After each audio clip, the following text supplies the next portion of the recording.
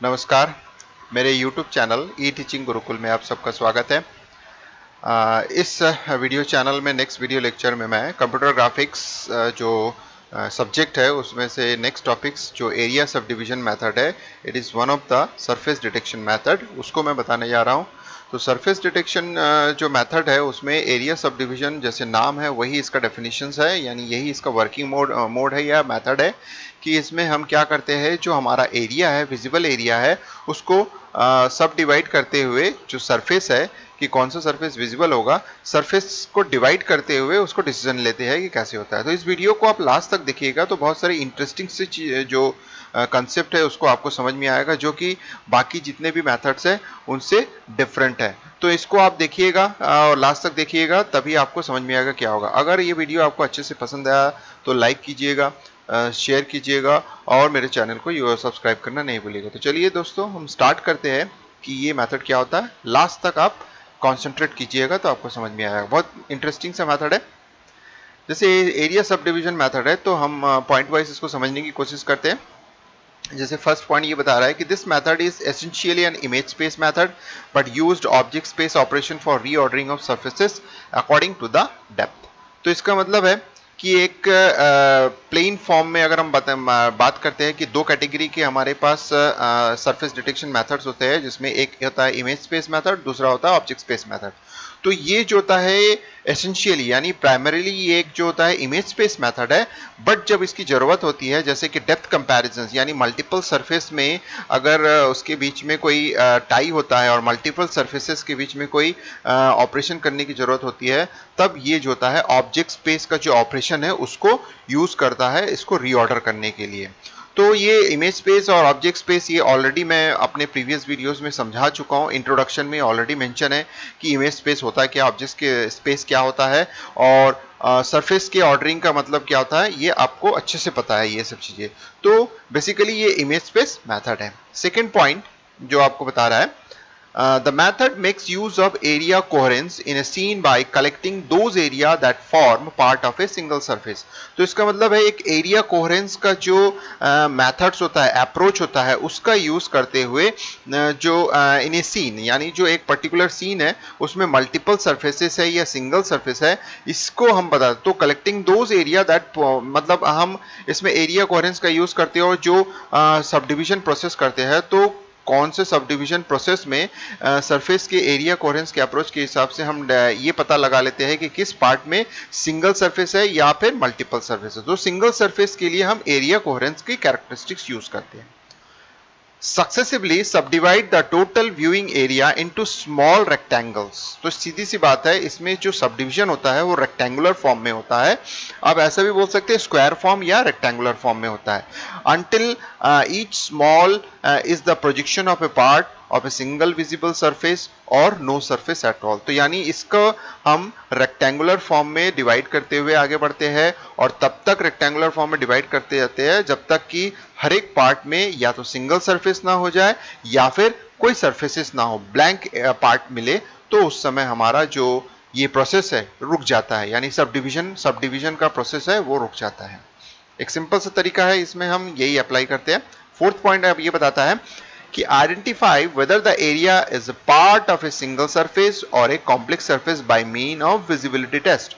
Single surface का मतलब होता है जैसे हमने पार्ट को डिवाइड किया चार भागों में, तो किसी भी पार्ट में अगर सिंगल सरफेस है तो फिर हमारा प्रोसेस जो होता है आगे नहीं बढ़ेगा, रुक जाएगा। यानी हमको यही पता लगाना है कि जो पार्ट है उसमें कोई सरफेस है तो सिंगल सरफेस है या फिर कॉम्प्लेक्स सरफेस है। और कोई तो तीन चीजें होगी, या तो पार्ट खाली होगा या उस पार्ट में सरफेस होगा, तो सरफेस होगा तो सिंगल सरफेस है या फिर कॉम्प्लेक्स सरफेस है। अगर कॉम्प्लेक्स सरफेस है तो उसमें विजिबिलिटी टेस्ट होगी। तो यानी हम जो सरफेस की ऑर्डरिंग है यानी ऑब्जेक्ट स्पेस ऑपरेशंस को हम अप्लाई करके उसकी ऑर्डरिंग करेंगे और फिर उसकी विजिबिलिटी टेस्ट करते हुए कितना ट्रांसपेरेंट है कितना नहीं है, उन चीजों को देखते हुए फिर वो सरफेस को हम डिस्प्ले करेंगे, यानी उसको हम डिटेक्ट करेंगे। फिफ्थ पॉइंट जो आपको बताता है, the visibility of a single surface with in specified area is determined by comparing it against the specified area boundaries. तो इसका मतलब है जो विजिबिलिटी ऑफ सिंगल सरफेस जो हम बात करें फोर्थ पॉइंट में जो हमने बात किया उसी चीज को थोड़ा इलैबोरेट कर रहे हैं कि the visibility of a single surface with in a specified area is determined by comparing it against the specified boundary. यानी जो हम एरिया को, यानी जो सरफेस एरिया की जो बात कर रहे हैं उसमें जो विजिबिलिटी देख रहे हैं वो उस विजिबिलिटी में सिंगल सरफेस की विजिबिलिटी का मतलब ये हुआ कि एक बाउंडेड एरिया में सिर्फ एक सरफेस बना हुआ है, उसमें मल्टीपल सरफेस नहीं दिख रहा है। तो फोर्थ और फिफ्थ पॉइंट आपस में रिलेट करते हैं और कुछ नहीं है। फिफ्थ पॉइंट जो होता है उसको इलैबोरेट करके बताया, थोड़ा स्पेसिफाई करके बताया।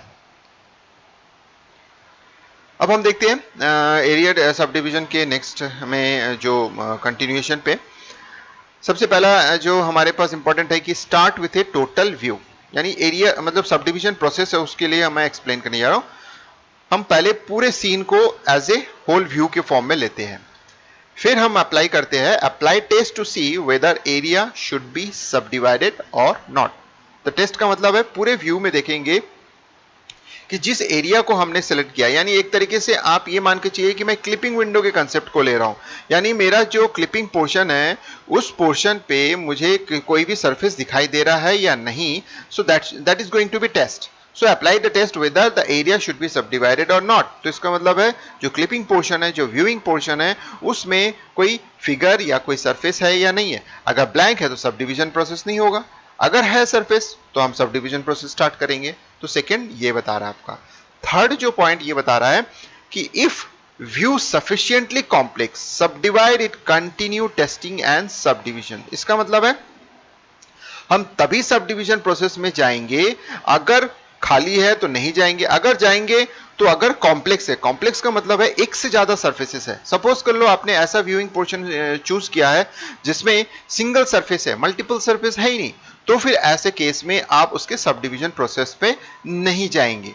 ठीक है, तो इसका मतलब है कि सब डिवीजन प्रोसेस में आप तभी जाएंगे जब उसमें कॉम्प्लेक्स सरफेस यानी एक से ज्यादा सरफेस ओवरलैप कर रहा हो और उसको हम सब डिवीजन पे लेके जाएंगे। Until subdivisions are easy or reach the resolution limit।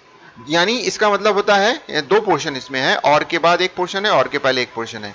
यानी आप जितना हो सके उसको सब डिवीजन करते जाएंगे। आर इजी यानी सब डिवीजन प्रोसेस बहुत इजी है और उसको हम प्रोसेस करते जाएंगे, सब डिवाइड करते जाएंगे। यानी हमको सब डिवीजन करना है, उसके कंडीशंस भी मैं आपको नेक्स्ट में बताने वाला हूं। तो एक इजी प्रोसेस, तो अंटिल सब डिवीजन सारी, जब तक हमारे पास इजी वे में हमारा सब डिवीजन हो रहा है हम करते जाएंगे, और करते करते हम कहां तक जाएंगे, या तो हमारे इजी वे में हम सब डिवीजन करते जाएंगे या फिर हमारा एक रेजोल्यूशन लिमिट अगर पहुंच जाता है। जैसे मैं मान के चलता हूं कि 4x4 पिक्सल्स के एरिया के नीचे हम सब डिवीजन नहीं करेंगे, वही हमारा लास्ट होगा। तो तब तक अगर सब डिवीजन हो जाता है तो ओके है, इजी वे में हो जाता है तो ओके है। अदरवाइज हम जब वो लिमिट में पहुंच जाएगा सब डिवीजन, यानी सबसे छोटा ब्लॉक मिल जाएगा 4x ब्लॉक का, तो उसको हम स्टॉप कर देंगे। वो क्या है मैं अभी आपको समझाता हूं। जैसे ये फिगर है, इस फिगर में आप देख सकते हैं कि सब डिवीजन प्रोसेस कैसे होता है। तो इस तरह से हम बीचों बीच इसको रेक्टेंगुलर या स्क्वायर फॉर्म में डिवाइड करते हुए जाते हैं। जैसे जैसे इसकी कॉम्प्लेक्सिटी रहती है वैसे वैसे इसका सब डिवीजन होते रहता है। जैसे यहाँ पे एक सिंपल तरीका बताया है कि किस तरह से जैसे हम मान के चलते हैं कि इस एरिया में आपका सरफेस मल्टीपल सरफेस दिया हुआ है, इसको फिर से सब डिवाइड कर रहे हैं, फिर उसके बाद ये डिवाइड करते हैं। ऐसे करते हुए हम चलते जाते हैं। कब तक चलते जाएंगे, ये जैसे आप देख सकते हो छोटे छोटे ब्लॉक्स बनते हैं, ये ब्लॉक्स तब तक चलते जाएंगे जब इजी प्रोसेस में हमारा होते रहेगा तब तक, नहीं तो फिर जब रेजोल्यूशन लिमिट जैसे मैंने डिसाइड कर लिया कि 4x4 से नीचे नहीं होना चाहिए, तो ये ब्लॉक साइज अगर 4x4 है तब तक चलेगा, उससे बड़ा है तो फिर आप डिवाइड करते हुए आगे बढ़ोगे। तो ये होता है सिंपल तरीका। ये जो 4 स्टेप्स आपको बताया इसमें आपको करना पड़ता है। तो अब आ जाते हैं एरिया सरफेस रिलेशनशिप क्या होता है। यानी 4 तरीके का हमारे पास एरिया और जो सरफेस है उनके बीच में एक रिलेशन होता है। तो हमको कब पता चलेगा कि सिंगल सरफेस है, मल्टीपल सरफेस है, तो उससे हम ये डिसाइड कर लेते हैं कि हमारा प्रोसेस क्या होता है। तो पहले समझ लेते हैं, फिर हम कंडीशन पे जाएंगे कि हम अपने प्रोसेस को कब स्टॉप करना है। तो ये चीजें तो आपको अब तक ये क्लियर हो गई कि हम सब डिवीजन प्रोसेस में क्या करते हैं। 3 चीजें इंपॉर्टेंट है। अगर स्पेस खाली है, सरफेस खाली है, तो आप सब डिवीजन नहीं जाते हैं। सिंगल सरफेस है किसी एरिया में तो सब डिवीजन प्रोसेस नहीं होता है, और सपोज कर लो मल्टीपल सरफेस आता है फिर सब डिवीजन प्रोसेस जाता है। तो सबसे जो इंपॉर्टेंट है, the relative surface characteristics of test surface and the specified area are as follows. तो इसका मतलब है दो चीजें इसमें इंपॉर्टेंट है, सरफेस और एरिया। एरिया मतलब क्लिपिंग विंडो यानी व्यूइंग विंडो, जहां पे जिसको हम डिसाइड कर रहे हैं कि यहाँ पे ये वाला पोर्शन शो होना चाहिए, वो हमारा एरिया हो गया। और सरफेस का मतलब जो हमारे पास सीन होता है, वर्ल्ड कोऑर्डिनेट्स में जो हमारे पास सीन होता है, सरफेस होता है, उसको हम सरफेस मान रहे हैं। तो देखिए पहला जो चीज होता है सराउंडिंग सरफेस। सराउंडिंग सरफेस किसको बोलते हैं? इसका मतलब होता है कि सरफेस एरिया बहुत बड़ा है और हमारा क्लिपिंग विंडो बहुत छोटा है। तो उसको to test surface that completely enclose the area, यानी सरफेस बहुत बड़ा है। कैसे दिखेगा आप देख सकते हैं, जैसे ये एक सरफेस है, इसमें मेरा जो व्यूइंग एरिया बहुत छोटा है, तो इसका मतलब है मैं ऐसे व्यूइंग एरिया को ले रहा हूं जो बहुत बड़े सरफेस के किसी इनर पोर्शन को ले रहा है। तो इसका मतलब होता है कि हम एक तरीके से सराउंडिंग सरफेस है, यानी हमारे व्यूइंग एरिया के चारों ओर पूरा सरफेस फैला हुआ है। इसका मतलब दूसरे सेंस में आप ये बोल सकते हो कि हमारा सरफेस एरिया बहुत बड़ा है, बस उसमें से एक छोटा सा पोर्शन जो कि पूरा विजिबल हो रहा है उसको ले रहे हैं, यानी बीचों बीच कोई पोर्शन, यानी किसी कॉर्नर से नहीं ले रहे या किसी पार्शियल को नहीं ले रहे, कंप्लीट सरफेस में से उठा रहे हैं हम लोग। तो देख सकते हैं ये हमारा एक एग्जांपल है। दूसरा जो होता है ओवरलैपिंग सरफेस। ओवरलैपिंग सरफेस का मतलब होता है कि जो हमारा सरफेस है और जो एरिया है जिस पे हम शो कर रहे हैं वो आपस में ओवरलैप कर रहा है। तो देखिए, यानी पार्शियली जिसको बोलते हैं, जैसे हमारे पास ये एरिया है, अब इसको सरफेस, अब देखिए ये सरफेस है, तो इसका मतलब है हमारा जो एरिया है, यानी जो ग्रीन कलर आपको दिख रहा है, ये एरिया उस सरफेस के पार्शियल पोर्शन को हाइड कर रहा है, यानी पार्शियल पोर्शंस को ले रहा है और फुल पोर्शन को नहीं ले रहा है। तो ये जो चीज कहलाती है ओवरलैपिंग सरफेस। तो ये ओवरलैपिंग सरफेस का केस भी आ सकता है, लेकिन ये केस में हमको ये देखना पड़ेगा कि सिंगल सरफेस है या फिर मल्टीपल सरफेस है। सो इसमें ओवरलैपिंग सरफेस में क्या बता रहा है? The test surface that partially inside and partially outside the surface.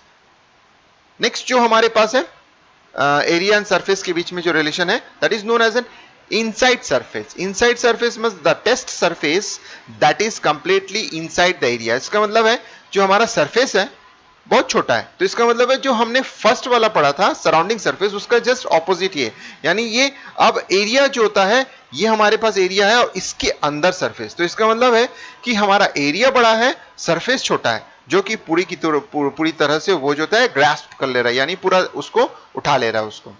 Next जो होता है आउटसाइड सरफेस। इसका मतलब है एरिया दिया हुआ है, सरफेस भी दिया हुआ है, लेकिन सरफेस उस एरिया के बाहर है, यानी हमने ऐसा एरिया चूज किया है जो कि उस सीन के जो सरफेस है उसको कंसीडर नहीं कर रहा है, उसको कैप्चर नहीं कर रहा है। तो ऐसे केस को हम लोग बोलते हैं आउटसाइड सरफेस। तो ये जो चार हमारे पास रिलेशन है, इसको माइंड सेटअप में रखना चाहिए। पहला रिलेशन हमारा था सराउंडिंग सरफेस, यानी सरफेस बड़ा है, एरिया छोटा है। दूसरा पार्शियली जो होता है हम ऑब्सक्योर कर रहे हैं। और तीसरा जो होता है इनसाइड, यानी टोटली ऑब्सक्योर हो रहा है, यानी हमारा जो सरफेस है टोटली एरिया के अंदर आ जा रहा है। आउटसाइड सरफेस मतलब हमारा सरफेस और एरिया के बीच में कोई कॉम्बिनेशन ही नहीं बन रहा है, कोई इंटरेक्शन ही नहीं हो रहा है, वो सीधा सीधा बाहर हो जा रहा है। अब कंडीशन ये इंपॉर्टेंट है, तो इस चीज को आपको ध्यान देना जरूरी है और बहुत इजी है, आपको समझ में आ जाएगा कि हमको कंडीशन मतलब कि हमको पार्टीशन करना कब रोकना है, यानी सब डिविजन करना कब रोकना है। तो सब डिविजन में अगर हम बात करते हैं तो all surfaces are outside the specified area. इसका मतलब है कि अगर आपके सारे सरफेसेस वो जो हमारा एरिया है उसके बाहर चले जाता है तो फिर ऐसे केस को हम नहीं लेते हैं, यानी हमारा सब डिविजन प्रोसेस स्टॉप हो जाता है। मैं एक एग्जांपल दूंगा, उससे आपको और अच्छे से समझ में आ जाएगा। सेकेंड पॉइंट बता रहा है कि there is only one overlapping surface और ओनली वन इनसाइड सरफेस। तो इसका मतलब है जो मैंने चार रिलेशनशिप बताया उन्हीं को हम यहां कंसीडर कर रहे हैं।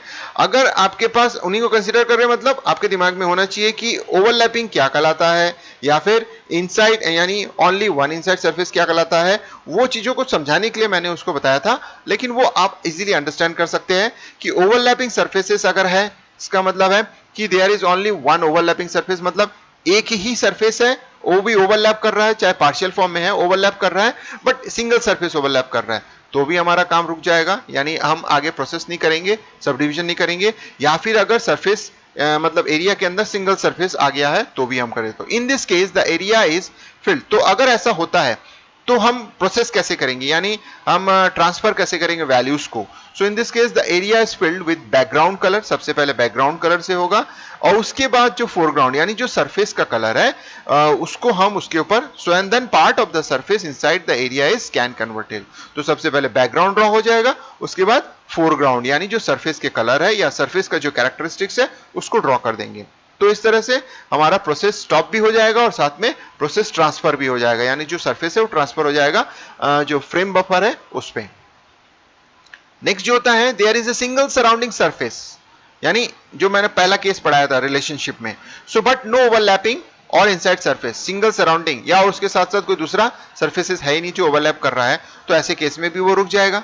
ठीक है, इन this case the area is filled with the colour of the surface. तो इसका मतलब है हमको दो प्रोसेस करना नहीं पड़ेगा, जैसे सेकंड पॉइंट्स में बताया गया है, पहले बैकग्राउंड को ड्रॉ करना है फिर फोरग्राउंड को, क्योंकि फोरग्राउंड छोटा है और बैकग्राउंड बड़ा है तो इसलिए वो केस को हमको संभालना पड़ता है। लेकिन इसमें हमको पता चल रहा है कि पूरा सरफेस बड़ा है, तो इसका मतलब है पूरे सरफेस का कलर आएगा, तो बैकग्राउंड ड्रॉ करने की हमको जरूरत ही नहीं है, सीधे से सरफेस ड्रॉ करना है, क्योंकि सरफेस के कलर से ही पूरा एरिया शो होगा।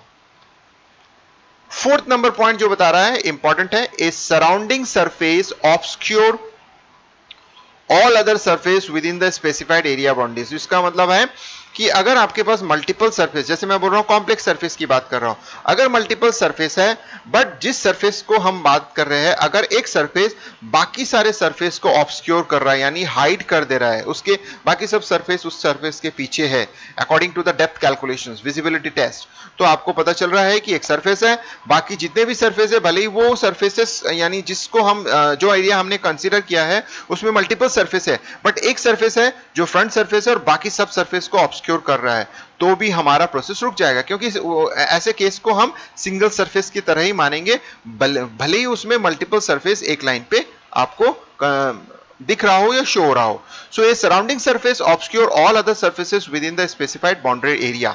तो इसका मतलब है जिस बाउंड्री एरिया को हम कंसीडर कर रहे हैं उसमें अगर मल्टीपल सरफेस है और एक सरफेस सारे सरफेस को हाइड कर रहा है तो उसको हम सिंगल सरफेस की तरह ही ट्रीट करेंगे और हमारा प्रोसेस रुक जाएगा। तो ये चार कंडीशंस यहां पे आपको छोड़, आप कंटिन्यूएशन पे पांचवा कंडीशन क्या है देख लेते हैं। If there is more than one surface within the overlapping, जैसे आप बात कर रहे हैं कि एक से ज्यादा सरफेस दिख रहा है ओवरलैपिंग इनसाइड और surrounding the specified area, then there may be at least one surface which is front of all other surfaces. तो यानी जो बात किया था उस चीज को आपको थोड़ा इलैबोरेट करके बढ़ाएं कि अगर मे भी हो सकता है कि एक से ज्यादा सरफेस हो, लेकिन एक सरफेस जो होता है वो कम से कम जो होता है आपको इन फ्रंट में मिल रहा है सारे, तो ऐसे केस में भी हम स्टॉप कर देंगे। It is easy to determine such surfaces by computing the z coordinates of the, जो अभी हम बात कर रहे हैं 4, 5 और 6 आपस में रिलेशन रख रहे points. So jet coordinates of the planes of all surfaces, all the four corners of the specified area। तो इसका मतलब है हम क्या करेंगे, एरिया के रिस्पेक्ट में जो स्पेसिफाइड यानी फोर कॉर्नर्स, मतलब एक्चुअली हमारा जो एरिया है वो रेक्टेंगुलर फॉर्म में होता है, तो फोर कॉर्नर्स के रिस्पेक्ट में सारे प्लेन के यानी जो जेड वैल्यूज है कंपैरिजंस करेंगे, यानी अब हम इसको उसमें ऑब्जेक्ट स्पेस में इसको कंपैरिजंस करेंगे, यानी उसके जेड वैल्यू के हिसाब से कंपैरिजंस करेंगे और फिर देखेंगे कि कौन सा सरफेस फ्रंट में है और कितना ऑब्स्क्योर कर रहा है, पार्शियल कर रहा है या कंप्लीट कर रहा है। इस चीज को ध्यान देके हमारा प्रोसेस जो होता है आगे होगा। नेक्स्ट पॉइंट में बता रहा है the surface whose four corner z coordinates are closer to the viewing point than those of the other surfaces obscure all other surfaces. तो इसका मतलब है जो चीजें मैंने आपको फोर्थ पॉइंट में बताया, फिफ्थ पॉइंट में एलैबोरेट किया, सिक्स पॉइंट में और अच्छे से समझाया, उस चीज को सेवंथ पॉइंट में कंक्लूड कर रहा है कि अगर जेट कोऑर्डिनेट के वैल्यूज के हिसाब से अगर हम कंपेयर करते हैं और पता चल रहा है कि वो सरफेस बाकी सभी सरफेस को ऑब्स्क्योर कर रहा है यानी टेस्ट करने के बाद जेट वैल्यूज को, तो फिर हम उसको टोटली सिंगल सरफेस मान लेंगे और बाकी सरफेसेस को कंसीडर नहीं करेंगे और हमारा जो सब डिविजन प्रोसेस है रुक जाएगा। So the entire area is filled with the color of this surrounding surface। तो इसका मतलब है पूरा का पूरा एरिया, अब अगर जैसे सिंगल सरफेस, जैसे मल्टीपल सरफेस के केस की बात कर रहे हैं तो मल्टीपल सरफेस में अगर एक सरफेस सारे सरफेसेस को ऑब्स्क्योर कर रहा है तो उस सरफेस को फाइनल सरफेस मारेंगे और सिंगल सरफेस की तरह ट्रीट करते हुए सब डिविजन प्रोसेस रुक जाएगा और उस सरफेस के कलर को हम एज ए सराउंडिंग सरफेस के मानते हुए एरिया जो है उसको सराउंडिंग सरफेस के कलर से फिल कर देंगे। तो यानी हमारा जो फ्रेम बफर है वो सराउंडिंग सरफेस के कलर से फिल हो जाएगा। तो इस तरह से आपने देखा स्टॉप क्या करना है, कब करना है और उसके कंडीशंस क्या क्या है। अब एक एग्जांपल देखते हैं क्या होता है। बहुत सिंपल सा एग्जांपल है, इसको समझने की कोशिश करते हैं। जैसे ये कॉम्प्लेक्स मतलब ये एक आपके पास तीन सरफेसेस के बने हुए हैं। एक आपको दिख रहा है ऑरेंज कलर का, एक आपको ब्लू कलर का दिख रहा है और एक आपको जो होता है ग्रीन कलर का दिख रहा है। अब इन सरफेसेस को अगर हम बात करते हैं तो पूरा जो एरिया है, पूरा व्यूइंग एरिया, स्टार्ट हम लोग करते हैं पूरे व्यूइंग एरिया से, लेकिन जब हमने पूरे व्यूइंग एरिया को देखा तो उसमें हमको पता चल रहा है कि इसमें हमारे पास सरफेसेस है। तो इसका मतलब है इसका डिवीजन स्टार्ट होगा। तो इसका डिवीजन कैसे हो रहा है देख सकते हैं। हमने यहां से डिवीजन किया और इस तरह से इसको डिवीजन किया। तो इस तरह से हमने इसको बांट दिया चार भागों में। चार भागों में बांटने के बाद आप देख सकते हैं ये एक भाग है, ये एक भाग है, इस तरह से आपके पास ये चार भाग है। इसमें आपको पता चल रहा है कि इस यानी अगर हम बात करेंगे तो मैं आपको एरिया दिखा दे रहा हूं। ये वाला एरिया, पहला एरिया हमारे पास जो मिल रहा है ये एरिया।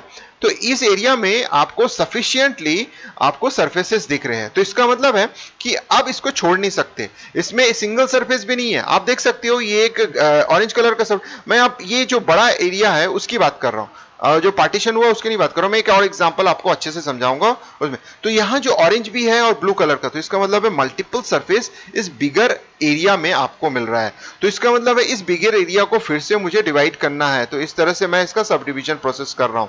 तो ये सब डिवीजन हो गया। अब सब डिवीजन होने के बाद ये आपका 1 मिल गया, ये आपका 2 मिल गया। अब यहां पे आपका 3 मिल रहा है और यहां पे आपका 4 मिल रहा है। तो आप ध्यान देंगे 1 में कुछ नहीं है, तो इसको आगे हम प्रोसेस नहीं करेंगे, ये यहां स्टॉप हो जाएगा। यहां पे आपके पास आप देख सकते हैं ये है, बट यहां पे सिंगल है सरफेस, आपके पास दो सरफेस नहीं है, तो यहां भी हमारा स्टॉप हो जाएगा। यहां पे इसको हम लोग आगे नहीं बढ़ेंगे। यहां पे भी अगर आप देखते हैं तो आप कंटिन्यू पे देखते हैं तो यहां पे आपके पास आप ध्यान देंगे, यहां पे अगर आप देखेंगे तो ये वाले जगह में आप देख सकते हैं, ये वाले जगह में मैं आपको ऑब्जर्व करा रहा हूं, यहां पे दो सरफेसेस है। तो इसका मतलब है अगर हम इस बड़े फिगर की बात करते हैं, यानी ये वाले फिगर की बात करते हैं, तो इसमें ये दो सरफेस हमको डिस्टर्ब कर रहा है। तो इसका मतलब है पूरा एरिया को फिर से हमको सब डिवाइड करना पड़ेगा। तो इसीलिए ये सब डिवीजन प्रोसेस में गया है। आप देख सकते हैं सब डिवीजन प्रोसेस में जाने के बाद ये वाला आपको फिर से मिला, तो ये वाला आपको खत्म, ये वाले में भी सिंगल कुछ भी नहीं है, ये भी खत्म, ये भी देख सकते हैं ये भी खत्म। अब अगेन यहां पे आपको एक छोटा सा पार्ट मिल रहा है, मैं थोड़ा कलर चेंज कर देता हूं आपको और इजीली समझ में आ जाएगा। चलिए मैं ये ब्लू कलर ले लेता हूं। आप देख सकते हैं कि ये वाला जो पार्ट मैंने मेंशन किया है, ये वाला पार्ट अगेन आपको दो कलर, क्योंकि यहां पर आप देख सकते हैं ये वाले पोर्शन पे आपको दिख रहा है दो कलर वाले हैं, दो सरफेसेस है। तो इसका मतलब है ये वाला जो एरिया है अगेन डिवाइड होगा। अगेन जब डिवाइड होगा तो फिर से चार में डिवाइड कर रहे हैं। यहां पे सिंगल सरफेस आ गया, ये क्लोज हो गया। यहां पे कोई सरफेस नहीं है, ये क्लोज हो गया। यहां पे सिंगल सरफेस, ये क्लोज हो गया। अगेन यहां पे देखिए आपके पास कॉम्प्लेक्सिटी है। अब आप बोलोगे कि नहीं मैं इससे ज्यादा छोटा नहीं करूंगा, मेरा रेजोल्यूशन ये फाइनल है, तो आप इसको यहां स्टॉप कर सकते हैं। फिर जो भी सरफेसेस है उस हिसाब पे उसकी कैलकुलेशंस होगी। कैलकुलेशंस होने के बाद जो फ्रंट में है वो विजिबिलिटी टेस्ट करेंगे, फ्रंट में है उसको ड्रॉ करेंगे और जो बैक में है उसको ड्रॉ करेंगे। तो यानी जो बैक में जाएगा जेड वैल्यूज के हिसाब से उसको पहले ड्रॉ करेंगे, उसके बाद फ्रंट। अगर आप चाहते हो कि नहीं मैं इसको और आगे प्रोसेस करना चाहता हूं तो ये और आगे कट मतलब और आगे आप डिवाइड कर सकते हो। तो इस तरह से आपने देखा वो। अब यहां पे अगर हम बात करते हैं इस एरिया में, तो यहां पे सिंगल सरफेस है, ये आगे स्टॉप हो जाएगा। उसी तरह से आप अगर बाकी सबको ध्यान से देखेंगे तो यही प्रोसेस अप्लाई किया है पूरे के लिए। तो इस तरह से आपको क्लियरली समझ में आ गया कि फिगर कैसे काम करता है। मैं इसको इरेज कर देता हूं और एक बार आप पूरा देख सकते हैं क्या होता है। तो देखिए ये पूरा इस तरह से डिवाइड हुआ है। आप जहां पे सिंगल सरफेस मिल रहा है वहां पे प्रोसीड नहीं हो रहा है। जहां पे नो एरिया यानी ऐसा एरिया जो कि कोई सरफेस नहीं रखता, तो इसका मतलब है इनिशियली हम पूरे को एक एरिया मानेंगे, उसके बाद डिवाइड करने के बाद चार एरिया बन जाएगा, उसके बाद डिवाइड करने के बाद उसके एरियाज बन जाएंगे। इन जो स्क्वायर फॉर्म है उसको हम एरिया बोल रहे हैं। अब आते हैं नेक्स्ट एग्जांपल। जैसे यहां पे कोई एग्जांपल दिया हुआ है, अगर मैं बोलूंगा कि इसको डिवीजन स्टार्ट करना, तो इनिशियली अगर हम देखेंगे तो इस व्यूइंग में हमारे पास एक फिगर दिख रहा है, तो इसका मतलब है इसको हमको डिवाइड करना है। तो मैं इसको इस तरह से डिवाइड करूंगा।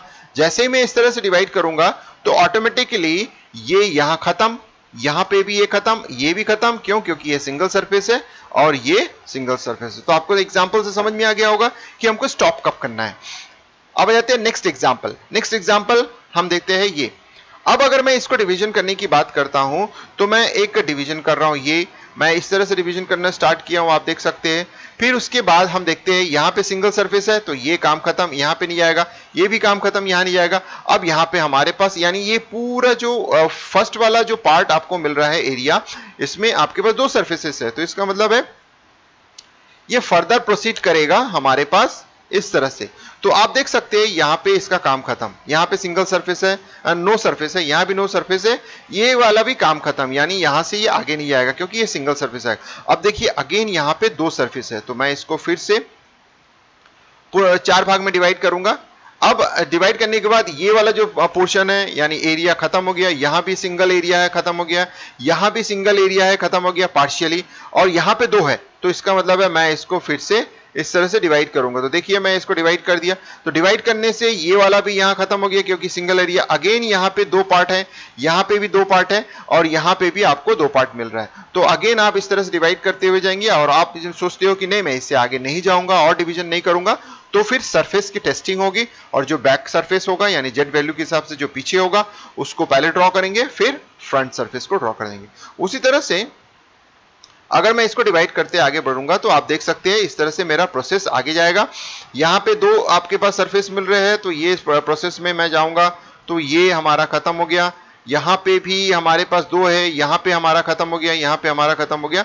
तो इस तरह से दोस्तों आप इसको कंटिन्यू कर सकते हैं, और कंटिन्यू करने के बाद आप इस फिगर को जो होता है एक बार फिर से खुद से ड्रॉ कीजिए और मुझे बताइए कि इसका फाइनल क्या होगा। अगर आपको इसका आंसर जानना है तो आप इसको बना के मुझे भेजिए, मैं इसका करेक्शन करके बताऊंगा कि सही है कि नहीं।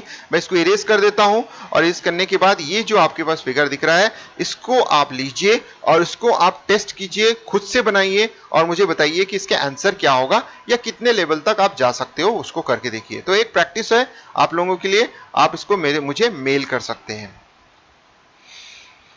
तो सब डिवीजन कंडीशन फाइनली हम आ जाते हैं कि condition for topic sub division क्या था, उसको हम थोड़ा कंक्लूड कर देते हैं, ब्रीफ कर देते हैं, फिर से एक बार देखते हैं, रिवाइज कर लेते हैं कि all surfaces are outside an area. अगर ऑल सरफेसेस एरिया के आउटसाइड हो जाता है तो फिर हम स्टॉप कर देंगे।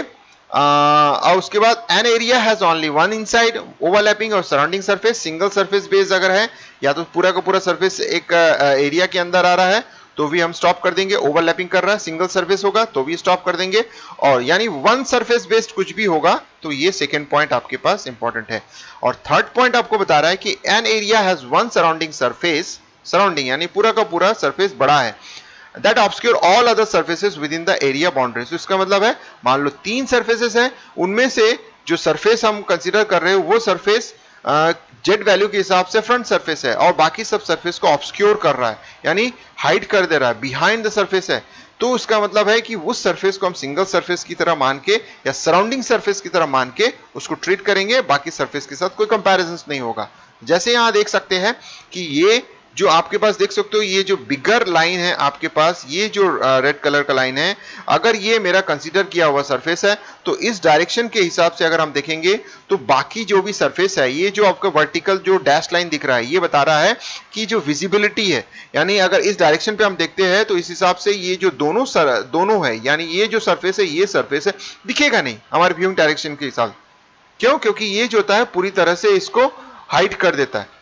तो ऐसे केस के लिए हम जो होता है इसको सराउंडिंग सरफेस मानेंगे और हमारा काम खत्म हो जाएगा।